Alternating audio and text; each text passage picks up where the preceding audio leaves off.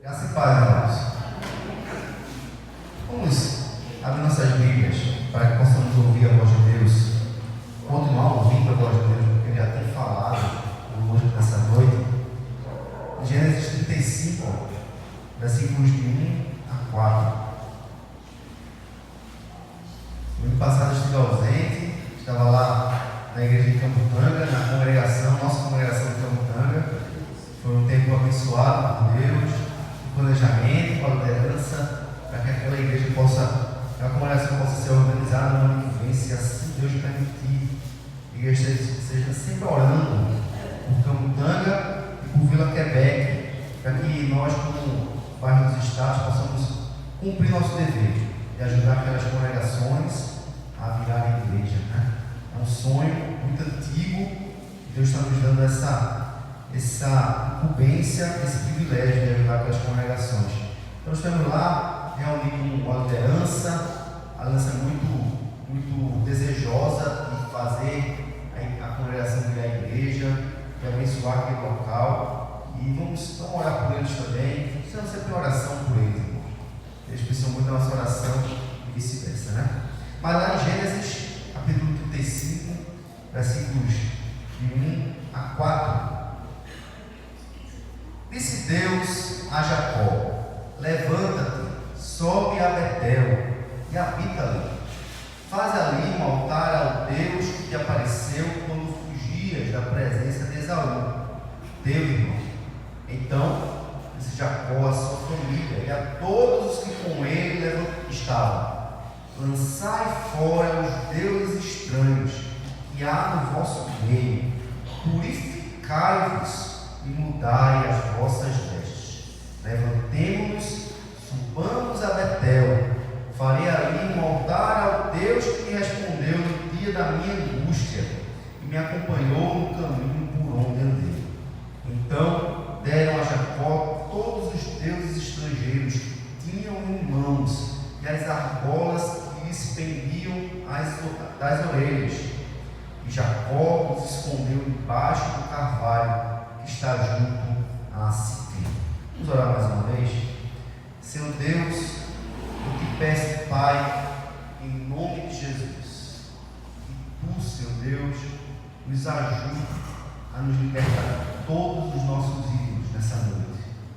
Em nome de Jesus. Amém. Amém.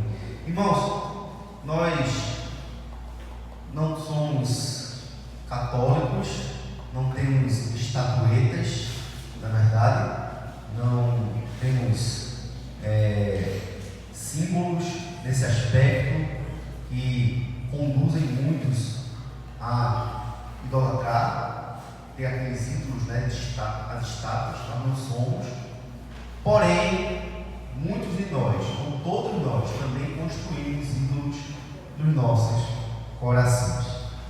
Esse texto, irmãos, ele começa tudo, essa história que começa quando Jacó, ele fugindo do seu irmão Esaú, você conhece a história, ele rouba o direito de primogenitura do seu irmão, oferecendo a ele um prato de lentilhas, um prato vermelho, né? O apelido de Esaú virou Edom, daí vem os edomitas, que Edom é vermelho, o prato era vermelho, a sopa era vermelha.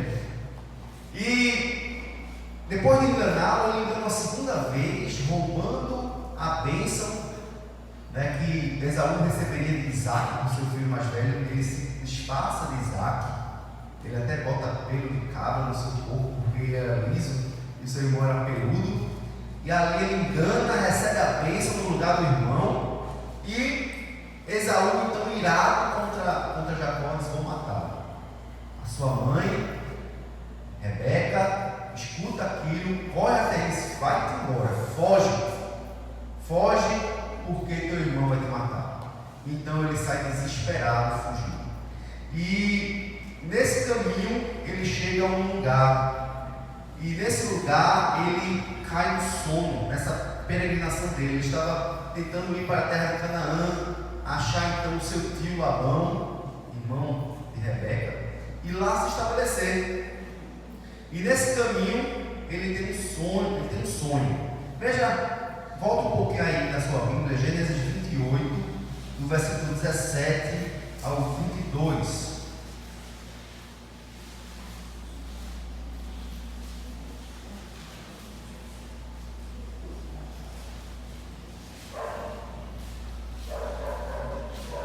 E pode até voltar um pouquinho para ele ver o sonho dele. Gênesis 28.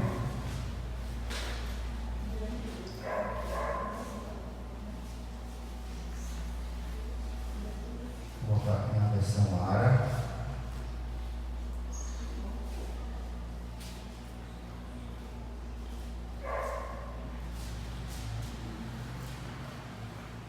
A partir do versículo 10. Partiu Jacó de Berseba e seguiu para Harã. Tendo chegado a certo lugar, passou a noite, pois já era sol posto. Tomou uma das pedras do lugar, fez seu travesseiro e se deitou ali mesmo para dormir. E sonhou, eis posta na terra uma escada, cujo topo atingia o céu, e os anjos de Deus subiam e desciam por ela. Perto dele estava o Senhor, e disse: Eu sou o Senhor, Deus de Abraão, teu pai, Deus de Isaque. A terra em que agora estás deitado, eu te darei, a ti e a tua descendência. A tua descendência será como o pó da terra. Estender-te-ás para o ocidente e para o oriente, para o norte e para o sul. Em ti e na tua descendência serão abençoadas todas as famílias da terra. Eis que eu estou contigo, te guardarei por onde quer que fores, e te farei voltar a esta terra, porque te não desampararei até cumprir eu aquilo que te hei referido. Despertado Jacó do seu sono, disse: Na verdade, o Senhor está neste lugar, e eu não o sabia. E também disse: Quão temível é este lugar! É a casa de Deus, a porta dos céus. Tendo se levantado Jacó cedo de madrugada, tomou a pedra que havia posto no travesseiro e erigiu em coluna, sobre cujo topo entornou azeite. E ao lugar da cidade, que outrora se chamava Luz, deu o nome de Betel. Fez também Jacó um voto, dizendo: Se Deus for comigo, me guardar nesta jornada que empreendo, e me der pão para comer e roupa que me vista, de maneira que eu volte em paz para a casa de meu pai, então o Senhor será o meu Deus. A pedra que erigi por coluna será a casa de Deus, e tudo quanto me concederes, certamente te darei o dízimo. Irmãos, a história começa aqui. Esse sonho, Deus se revelando para um homem pecador. Deus se revelando para um homem que estava fugindo da sua família por causa do seu próprio pecado. Um coração ganancioso, um coração invejoso, um Jacó como usurpador. Ele tomou o nome dele, ele fez na sua vida, ele usurpou algo que não era dele.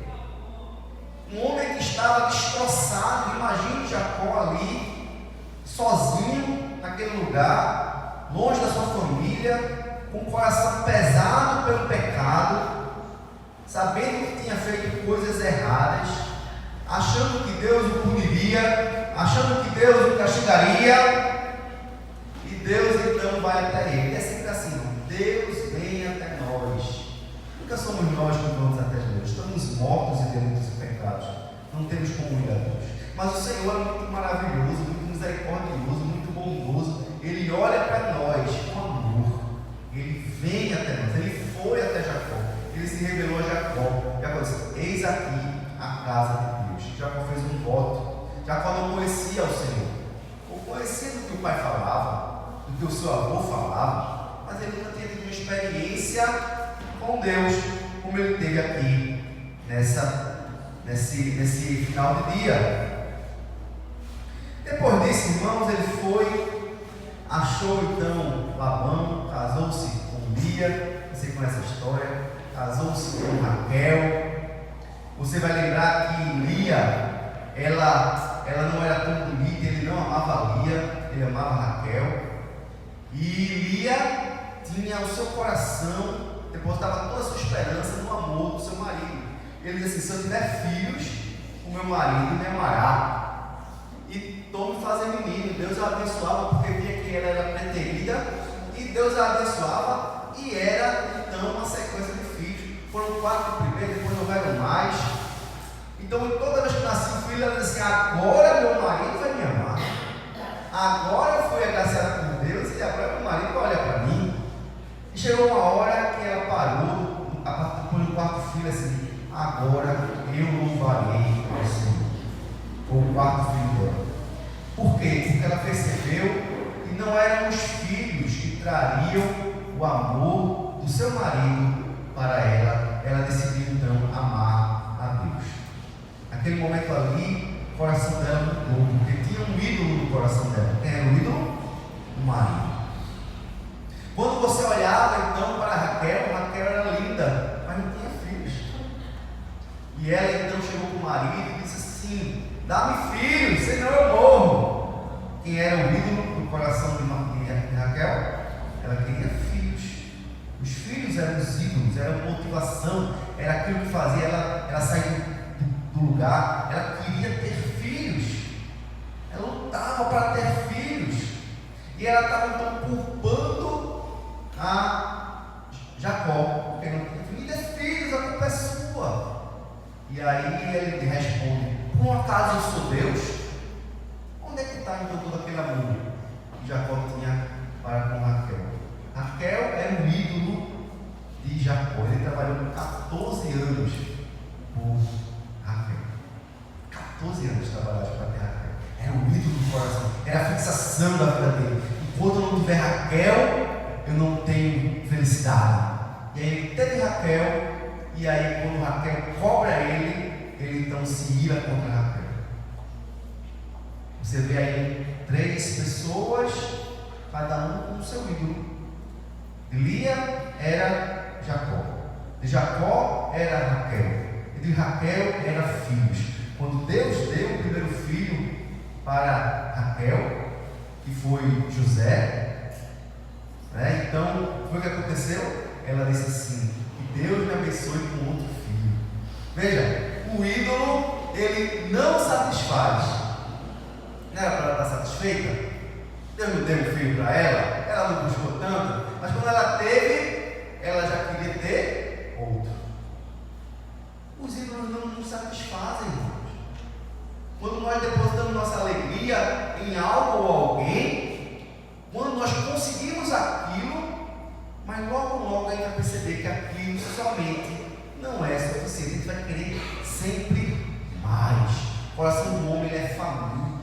Os ídolos não trazem paz, não trazem satisfação aos nossos corações. Porém, além dos ídolos, esses ídolos do coração, como pessoas, filhos, marido e tal, existem outros ídolos também que eles estavam guardando no coração deles, principalmente Raquel.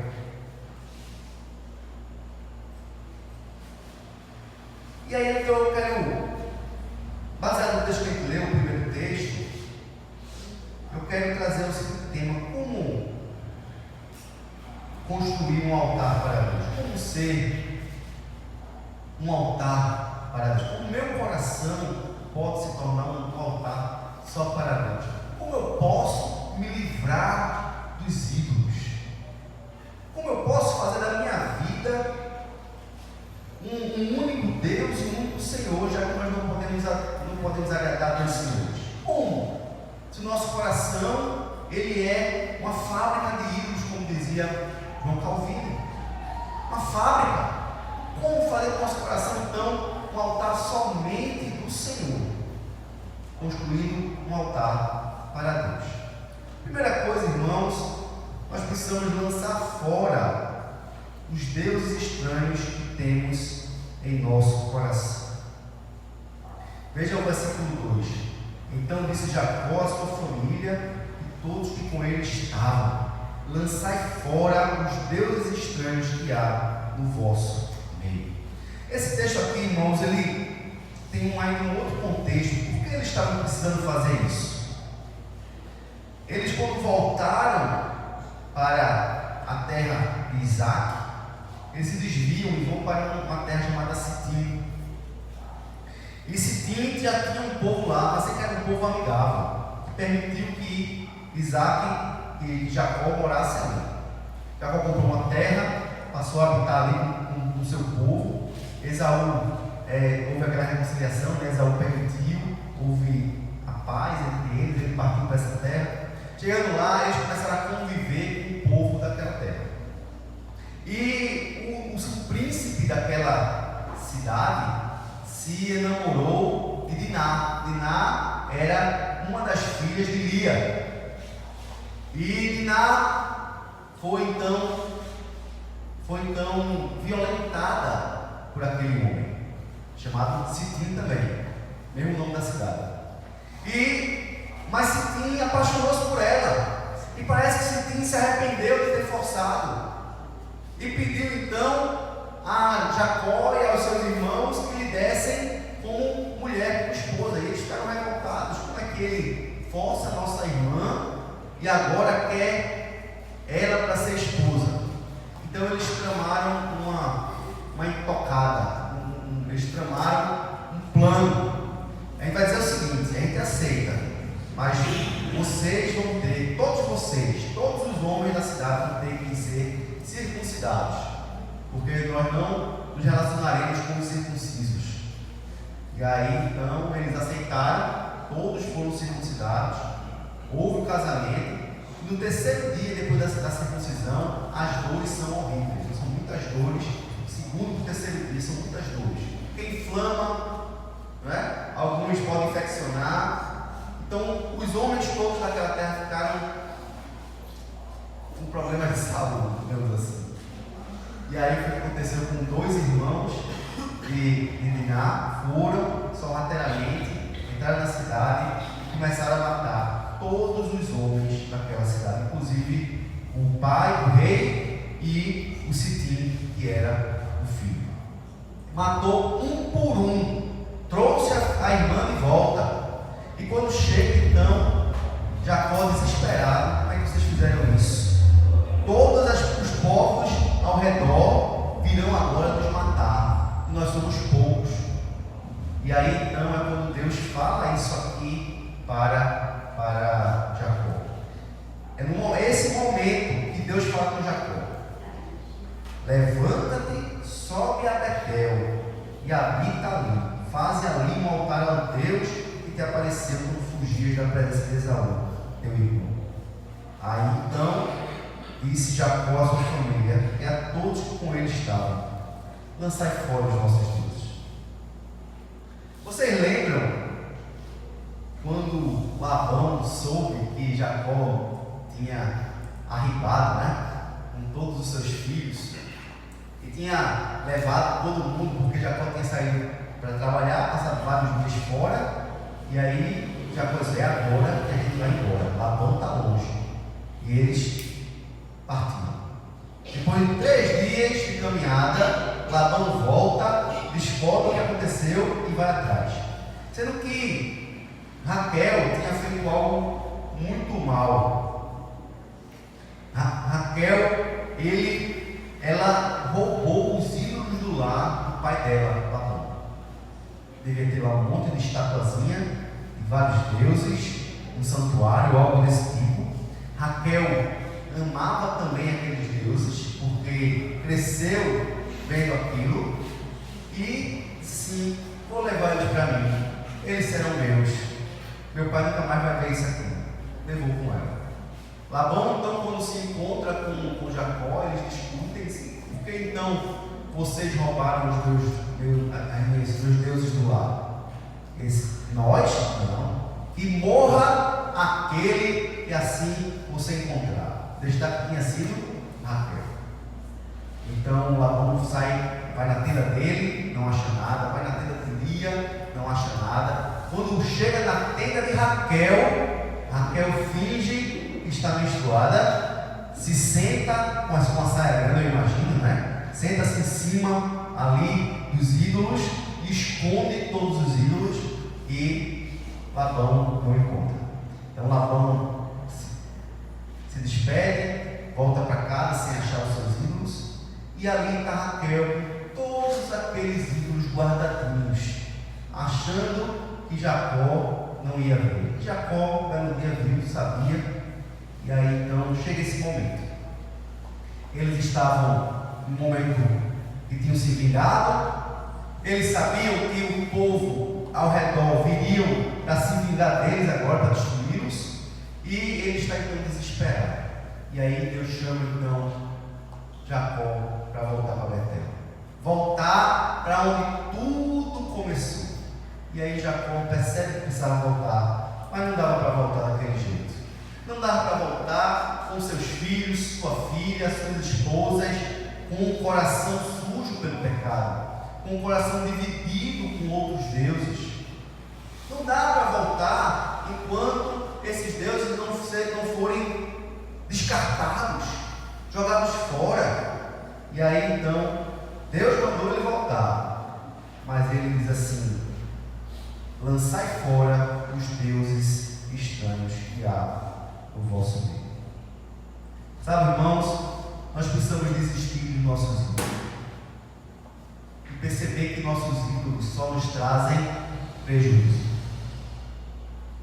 Pecados, irmãos, ocultos, escondidos, a sete chaves que ninguém sabe. Sabe o que ele faz com você? Ele destrói a tua vida espiritual. Ele impede que você cresça espiritualmente. Ele traz consequências na sua vida, na sua alma, na sua família, no seu trabalho, no seu relacionamento, na sua igreja. Pecados ocultos, ídolos escondidos como aquele de Raquel, destrói o coração, porque Deus ele não aceita uma adoração dividida. Deus ele não aceita que sirvamos a Deus e a Mamon. Não podemos ter dois senhores, porque ou se agradar de um ou do outro. Não tem como, irmão, sermos crentes e ainda acalentarmos e guardarmos coisas no fundo do nosso coração, sem se preocupar muito com eles, porque afinal de contas ninguém sabe. Afinal de contas Deus é misericordioso, Deus é perdoador e essa misericórdia dele é a causa pela qual Raquel não foi consumida, é a causa pela qual todos os filhos de Jacó que mataram todos aqueles homens não foram consumidos, porque Deus é misericordioso. Foi misericordioso com Jacó, que mesmo enganando seu irmão, seu pai, Deus não o destruiu, não o matou. Deus tinha um plano para ele. Quanta misericórdia do nosso Deus. Essa misericórdia, irmãos, que faz com que Deus, mesmo sabendo dos nossos pecados não confessados, Ele sabe cada um, Ele vê, mas mesmo assim Ele não permite que sejamos destruídos. Ele ainda nos renova, Ele ainda nos faz acordar, nos faz continuar, nos dá nova chance. Deus maravilhoso é esse, que Deus bondoso, que Deus assaz benigno e longânimo. Deus é longânimo, Ele não quer que nenhum se perca, nenhum dos seus se perca. E Ele está tratando o nosso coração e nos chamando para nos libertar, para destruir, para lançar fora, para desistir de vez daqueles ídolos. E eu fico imaginando a cena. Raquel, Lia, os outros, com certeza cada um tinha suas coisas, seus pendentes, suas argolas, que eram argolas também idólatras, ligadas a deuses, muitos perlocks, né, como eram chamados, e cada um então tinha agora que lançar fora, e estava todo mundo vendo. Veja, se libertar de um ídolo requer enfrentar a vergonha. Você enfrenta a vergonha porque sabe que é mais importante agradar a Deus do que se sustentar o seu ego e a sua fachada, a sua aparência de santidade. Então, Raquel teve que revelar que foi ela quem roubou os ídolos do pai. Ela teve, talvez, eu acho que Jacó já sabia, não sei, mas muitos não sabiam, porque todo mundo deve ter ficado edificou os ídolos de Labão? Você não acha que essa pergunta ficou no ar? Quando Labão saiu procurando, ele não achava, mas estava no canto. Alguém tinha pé? E eles devem ter ficado discutindo: quem foi? Quem foi? Foi tu? Foi tu? Não, fui eu não, fui eu não. E aí então, naquele momento, teve que ser revelado, teve que ser lançado fora. Raquel precisou quebrar tudo aquilo, reconhecendo o seu pecado, reconhecendo que não era, que ela não tinha o coração ainda totalmente entregue ao Senhor. Ela teve que expor-se. E não é fácil, mas é necessário. Se quisermos voltar a Betel, Betel significa casa de Deus. Bet-El, Bet, casa, em hebraico. El, Deus, o Senhor. A casa de Deus, Betel. Se você quer voltar, irmãos, para a casa de Deus, não estou falando casa física, não. Você quer voltar para o coração de Deus. Você quer voltar a ter uma relação verdadeira e limpa com Deus. Você precisa lançar fora os seus ídolos. Em 1 Coríntios capítulo 5, versículo 7, diz assim: lançai fora o velho fermento, para que sejais nova massa, como sois, de fato, sem fermento, pois também Cristo, nosso Cordeiro Pascal, foi imolado. Veja, nós devemos lançar o fermento fora, ou seja, o pecado fora, porque nós já somos pão sem fermento. Veja, nós já fomos purificados, fomos salvos em Cristo Jesus, mas temos que lançar aquelas impurezas que ainda há no nosso coração fora. Por quê? Ele vai dizer por quê? Porque Cristo, nosso Cordeiro, foi imolado, porque Jesus morreu por nós. Nós devemos nos libertar do pecado, irmãos. Não é porque descobriram, não é porque você vai se sentir melhor, não é por nada disso. Você tem que se libertar porque Jesus morreu por você. Ele deu a vida por você, Ele deu a sua carne, seu sangue por você. A salvação eterna foi derramada por você. O amor de Cristo foi derramado na cruz por você. Ele te ama. E é por causa disso que você deve amá-lo de todo o seu coração, de toda a sua alma, de todo o seu entendimento. E lançar fora o velho fermento. Como, irmãos? Por meio do arrependimento do coração. Arrependei-vos cada um de vós seja batizado em nome do Senhor Jesus Cristo, para a remissão dos vossos pecados, que lá em Atos 2:38. Coração compungido, você então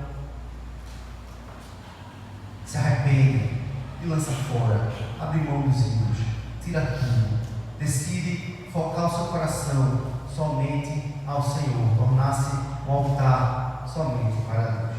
Segunda coisa, para que possamos realmente fazer do nosso coração um altar para Deus da nossa vida, temos que remover as vestes do pecado por meio da purificação que há no sangue de Cristo. Porque ele diz assim: purificai-vos e mudai as vossas vestes. Temos que nos purificar, temos que tirar a roupa velha, temos que mudar nossas atitudes.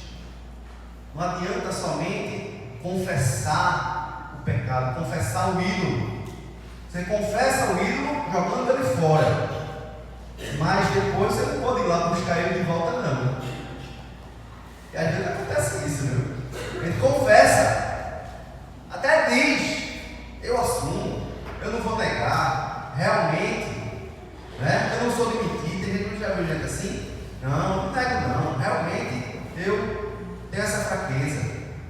Amém. Que bom, é muito bom, muito importante, irmãos, você assumir que tem a fraqueza, mas você precisa se purificar, tirar aquela roupa velha, mudar a sua atitude, mudar a sua mente, mudar o seu coração, para que aquilo ali não seja nunca mais, não volte nunca mais a você, que você nunca mais volte a se revolver na lama depois de ter sido lavado. Lá em Apocalipse capítulo 7, versículos 13 e 14,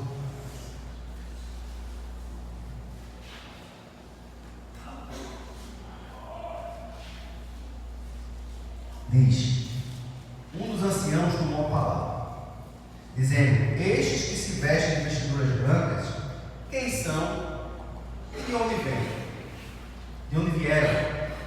Respondi: meu Senhor, tu sabes.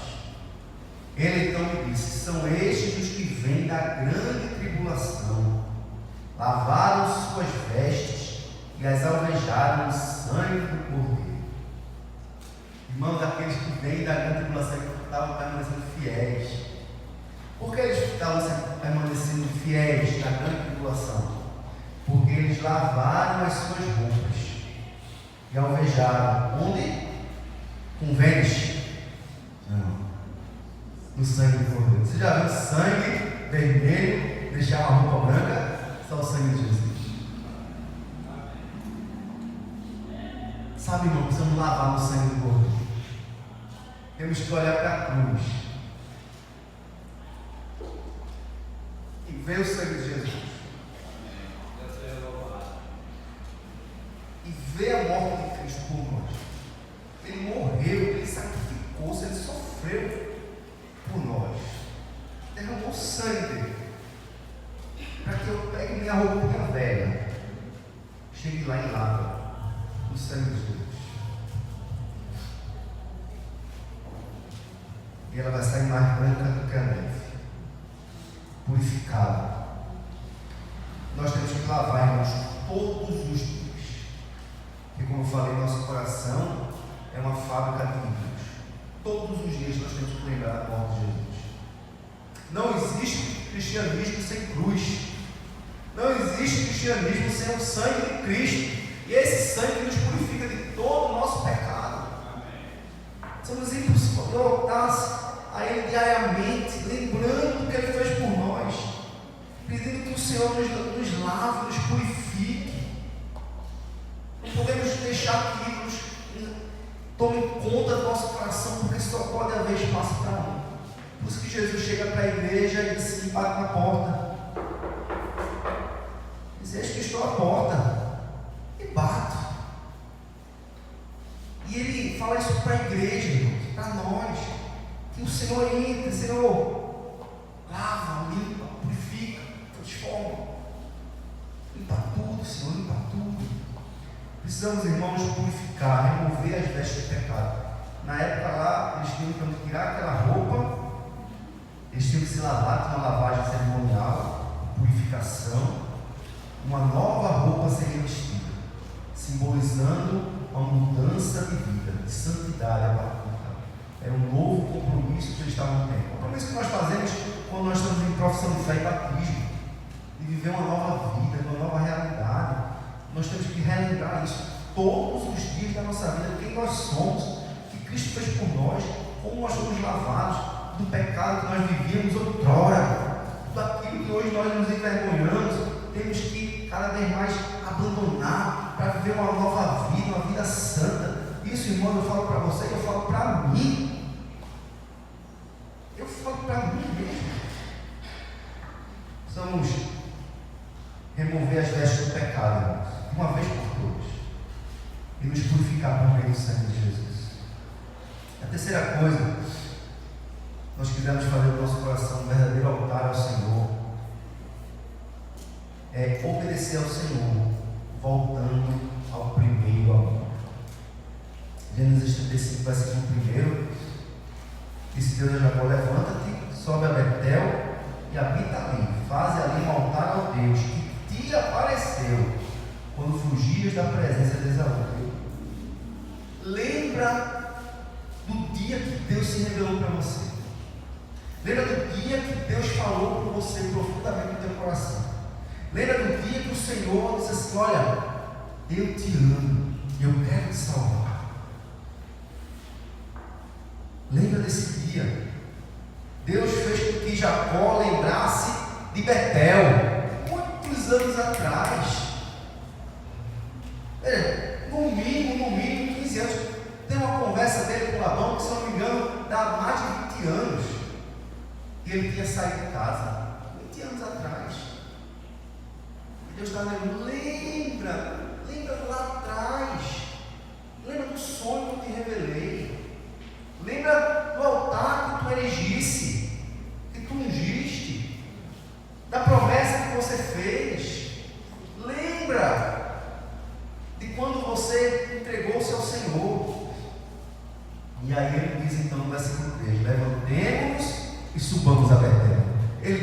dá mais para ficar aqui, não. Eu tenho que voltar para o meu primeiro amor. Jacó também assume que precisava voltar. Ele assume que o lugar dele não era ali. Ele também precisava voltar, cumprir as promessas que ele tinha feito a Deus. Ele diz: farei ali um altar ao Deus que me respondeu no dia da minha angústia e me acompanhou no caminho por onde andei. Precisamos voltar, irmãos, para a casa de Deus. Precisamos voltar para onde começamos. Lembrar do dia que Ele nos resgatou e adorar a Deus na casa de Deus.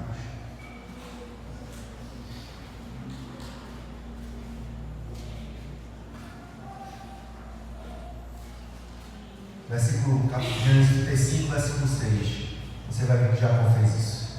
Ele fez. Ele ficou só na promessa. Ele voltou. Veja, Gênesis 35, versículo 6. Assim chegou Jacó à luz, chamada Betel, que está na terra de Canaã. Ele e todo o povo que com ele estava. Edificou ali um altar e ao lugar chamou El Betel, porque ali Deus se revelou quando fugia da presença do seu irmão. Precisamos, irmãos, fazer o que Jesus falou. Lembra-te de onde caíste. Lembra-te de onde caíste. E volta ao teu primeiro amor. Precisamos parar, irmãos, e lembrar. Se algo na tua vida você já vem arrastando há muito tempo, algo que você vem carregando, uma mágoa, um sentimento ruim, um hábito ruim, um vício, algo que você tem carregado há muitos anos. Deus, Ele te chama a lembrar onde foi que começou isso. Quando foi que começou isso? Quando foi que o pecado entrou e atrapalhou a tua vida, na tua caminhada cristã? Onde foi? Quando foi? Deus me mostrou. Eu buscando, Senhor, me mostra onde foi. E Deus me mostrou, para que eu pudesse então chegar ali, naquele momento, novamente, em memória, lógico, e me arrepender dali, cortando então aquele esgoto que começou a jorrar e atrapalhar a minha vida. Sabe, irmãos, um grande pecado de muitos pastores é vaidade. A vaidade também é algo que tem me atrapalhado muito. A vaidade. Queremos ser melhores, queremos ser os mais importantes, queremos, às vezes passamos uma aparência de humildade, mas queremos ser destaque, queremos receber tapinha nas costas. A vaidade também no sentido de querer ser elogiado em vários aspectos. O elogio acalenta o coração, né? E você se sente grande, se sente bem, e ali então você é seduzido por aquele elogio, e você deixa o seu coração ir. Quando você vê, você está emaranhado, enredado em pecados. Eu preciso confessar a Deus, dentro da igreja também. Eu preciso abandonar minha vaidade, me humilhar, assim, como é que Cristo cresça, e que eu diminua cada vez mais. Sabe? Eu tenho que morrer, como Paulo disse. Morrer para mim mesmo. Agora Cristo vive em mim. Quero morrer para a minha aparência. Sabe? Quero me despir da minha aparência. Quero ser, sabe, limpo disso. Eu preciso, porque senão isso vai cada vez mais atrapalhar a minha vida. Em vários aspectos. Todos nós temos que pegar deuses e quebrar, triturar-los, destruí-los, abandoná-los e pedir ao Senhor que nos purifique, que alveje as nossas vestes.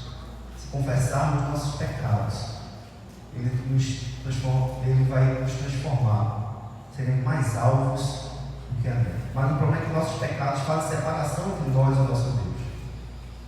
Nossos ídolos estão no meio do pedido que o Senhor alcance nossa vida verdadeiramente. Nós precisamos realmente arrancá-los, destruí-los e ter então acesso a Deus. Senhor, me purifique agora, porque senão eu posso voltar a buscar esses ídolos. Me limpe, me lave. Eu quero voltar ao meu primeiro amor. Eu quero voltar àquele tempo que meu coração estava cheio de alegria, felicidade e de amor pelo Senhor. Que Deus possa fazer assim conosco, cada um de vocês, comigo também.